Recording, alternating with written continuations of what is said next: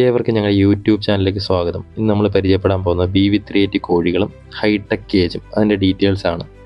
ഇതാണ് BV380 കോഴികൾ. ഇതിൻ്റെ പ്രത്യേകത എന്ന് പറഞ്ഞാൽ കണ്ടിന്യൂസ് ആയിട്ട് 1.5 വർഷം നമുക്ക് ഇതിൽ നിന്ന് മുട്ട കിട്ടും. ഇത് ഓവറായിട്ട് വലുതാവത്തില്ല. 1.5 കിലോ 2 കിലോ വരെ മാക്സിമം ആവത്തുള്ളൂ. ഇതിൻ്റെ പ്രത്യേകത ഏറ്റവും തീറ്റ ചിലവ് കുറവാണ്. ഇതിന് ഒരു 100 ഗ്രാം തീറ്റ നമുക്ക് കൊടുത്താൽ മതി. പിന്നെ നമുക്ക് എക്സ്ട്രാ ആയിട്ട് പുല്ലൊക്കെ അരിഞ്ഞിട്ട് കൊടുക്കാം. കുറേ പേരെ സംശയം BV380 കോഴികളെ ഇങ്ങനെ ഹൈടെക് കേജിൽ വളർത്തിയാൽ ചത്തു പോകുമെന്നൊക്കെ. അങ്ങനെ ചത്തു പോകത്തില്ല. കാരണം വെങ്കടേച്ച ഹാച്ചറിയിൽ വികസിപ്പിച്ചെടുത്തതാണ് ഈ കോഴികളെ.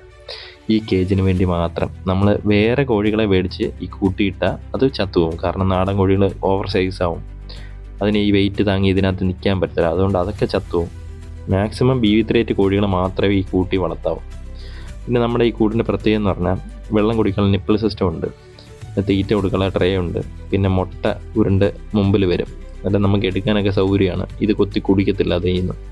അങ്ങനെയൊക്കെ ഉണ്ട്. പിന്നെ നമുക്ക് ഇപ്പോൾ ഇതിൻ്റെ വേസ്റ്റ് നമുക്ക് ഒരു ബയോഗ്യാസിൽ കണക്ട് ചെയ്താൽ നമുക്ക് ഗ്യാസ് കിട്ടും വീട്ടിലേക്ക്.